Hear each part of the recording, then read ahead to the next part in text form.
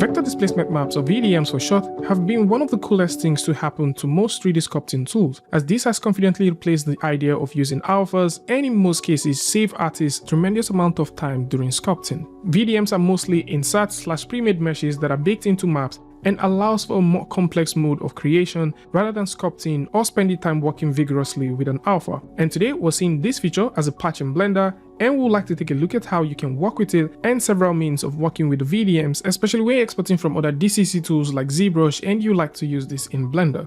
And how you get started with this is super easy. All you need to do is go over to blender.org, click on the download button from here, scroll all the way down and click on download Blender Experimental. Now you would not find this here because this is currently a patch, and how you can get this patch is by simply clicking on the patch, and you need to download the D17080.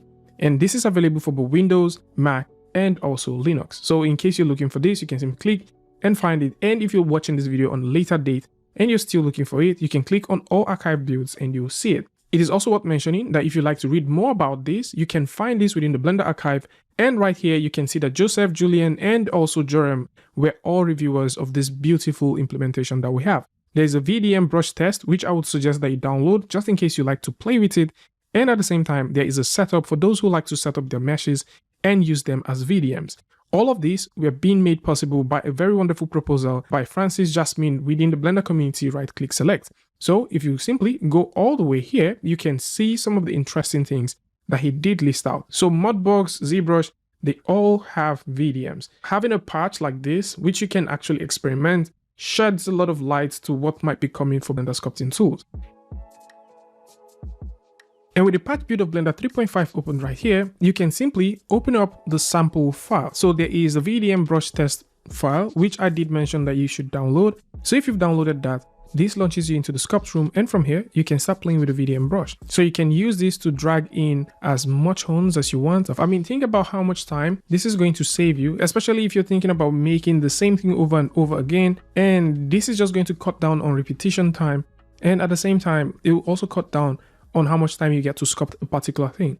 Or maybe you're making a particular kind of mesh and you like to repeat that across your model, probably scales or something. Instead of making or sculpting this by hand, you can just make a simple VDM, which you can always reuse. And it also works with the multi-res. So one thing to keep in mind if you're thinking about using VDMs is these VDMs must be .exr. So if you like to also explore the setup for the VDMs, there is also the VDM Baking Setup that is included, which you can download as well. So if we go ahead and open this up, you would notice what we have. So we do have this setup, and for those who are thinking about bringing in their own meshes and setting this up, you can take a look at the node and use the node to create your own setup. And once you're done making your own setup, maybe you can simply copy these nodes, paste them, do your own setup. For you to get the VDM map, which you're going to work with, you need to follow these simple steps. So first off, you need to have this, and then within your image editor, you need to make sure that you have a new image. So I'm going to set this to what it is. So, 1024 by 1024. You can also set this to 512 by 512, depending on what you want. And I'm just going to name this V, D, and M. So let's save that out. And then we can go right here and click on this drop down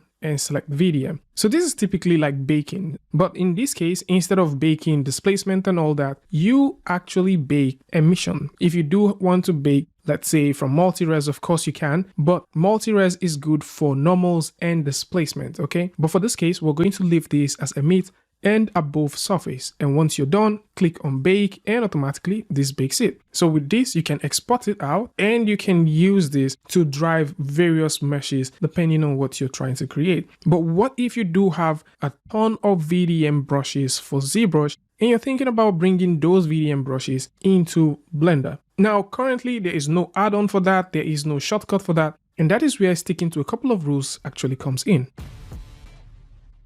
So with Zbrush simply open right here, what we need to do is to get a 3D plane. So I'm just going to grab this one out. And of course, you can always tap F to zoom out. So we need something that is pretty interesting like this, and that is a square. So we have this. We need to make this Polymesh 3D. and we need to subdivide this. So what we need to do is go over to geometry, subdivide this, let's say about 4 times. That looks cool. Actually, let's make that 5, and we can delete the lower subdivision. If you turn on your polyframe, you can see how dense this is. So the next thing which we need to do is to isolate these parts. So you can do this in a couple of ways, because the reason why we want to do this is we don't want the VDMs to get past this point. So one way is to go over to the masking, and you can turn this off and mask by feature. So this is just going to mask this part. Of course, it's not going to be very visible at this point, but that is basically what it does. How I would choose to do this is to hold down Control and Shift at the same time, click from one edge, click all the way to isolate the green part. So we're just going to go ahead and isolate this part, hold down Control, click, and we have this masked. Then we can hold down Control and Shift to click to bring this back, hold down Control and click to flip this. So once you do that, you can now go in and find any of the VDMs that you like to work with. So we can drag this all the way to the point, and we can hold down Control, click and drag at this point to release the mask. So to export this and send it over to Blender, what we need to do is to go over to textures. Now within the texture, you need to make sure that the texture width are set to square size. So you do have 256, you can set this to 512, 1024, depending on what you want. So I can set this to 512 and set this to 512, press the enter key, and we can also have that selected and tap the enter key as well. And from this point, we can start doing some incredible things. So from here, if we choose to create this vector displacement, we can proceed to do that by clicking from mesh, and this is going to create from mesh. And you notice that we have it. Now, if we choose to export this to Blender, Blender will not recognize it. So the best way to do it so that Blender can recognize this is to go over to the deformation and go over to the mirror section and flip this by X. So flip it and go over to texture and click from mesh one more time, and you notice that the red bar is gone, but we have the blue one. How to get rid of the blue one? Go right here, turn on Y, turn this off, and click on this button, and you have it. So at this point, if we go over to texture and we click from mesh one more time, you would notice that this has now disappeared. So to export this out, we need to click, go right over here and click on the word export. So we're going to export this as I, and let's just simply put an underscore. All right, set this as .exr and export it. And once you're done exporting it, you can now jump over to Blender and work with it. And with the vector displacement patch version of Blender simply open, what we can do is to get rid of the cube, and we're going to throw in a simple grid. All right, so we're going to work on a grid just to play with this. Press the tab key, subdivide this a couple of times. Sweet. Then we can now jump out and go over to the sculpting tools. Now within the sculpting, we would like to play with the stroke, because at this point, the sculpt draw just simply draws. It doesn't click and drag. So we'll go over to the stroke and change this to anchor. All right. So at this point, we can now drag out. Cool. Next thing which we need to do is to go over to the texture, and we can set this to area. It's only when you get to set this to area plane that the vector displacement will be visible. Every other one, the vector displacement isn't going to be visible. Click on new, and then we have to add the texture that we just exported. So to get that, go over to your texture section, click on open, click on the i.exr, open this up, and if we choose to crank this all the way up, if we click and drag, you would notice that we've got this. So you can see what we have from here. We can also proceed to play with this. I can set this to give and take. We can set this to 2. And if I undo that, click and drag, you can now see what we've got.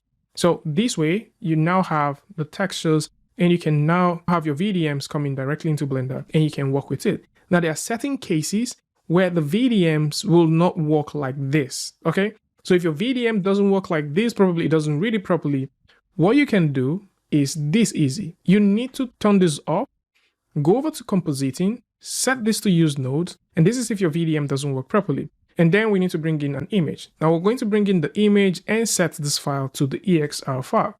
Now, once we set this, we need to throw in a separate color, 2 matte nodes, which we're going to set to multiply, and finally, we're going to add a combined color node. So once we have this up and running, we need to connect the green to the blue, then we need to connect the blue to the green, and you need to set this to multiply. And this is in situations where once you export that from Zbrush, it doesn't work automatically in Blender. So once you have this, you can now export it out and use it however you choose. There are certain situations where you might need to increase this to get the most out of it, but right now this should work perfectly. And to export this out, you need to go over to the output setting and we can set this to 512 since that is the file size that we exported as previously. So go over to render, render image, and this is going to render this as 512. If you click on image and go over to save as, we can save this as I_1. File format should and must be set to OpenEXR. And once you have that, click on save image and this image will be saved. Let's get a brand new scene and test this out. So we're just going to go ahead, get a brand new scene, press the tab key, let's zoom in, let's subdivide this a couple of times. And once we have that ready, we can go in here, load up the EXR file that we just exported, switch over to your Sculpting branch, and we can do the very same thing. So we do have our strength cranked up. We can go right, change these over to aerial plane, set the vector displacement, click on the drop down, select that, go over to the stroke and set the stroke to anchored. And once you have that, if you click and drag, you now notice that this also works. A huge shout out to Francis Jasmine for making this possible, and of course to everyone within the Blender community that has brought this to life. And of course, if you like this video or you learned something from this, you can go ahead and give a like and don't forget to share with a friend. And until I see you guys in the next one, peace.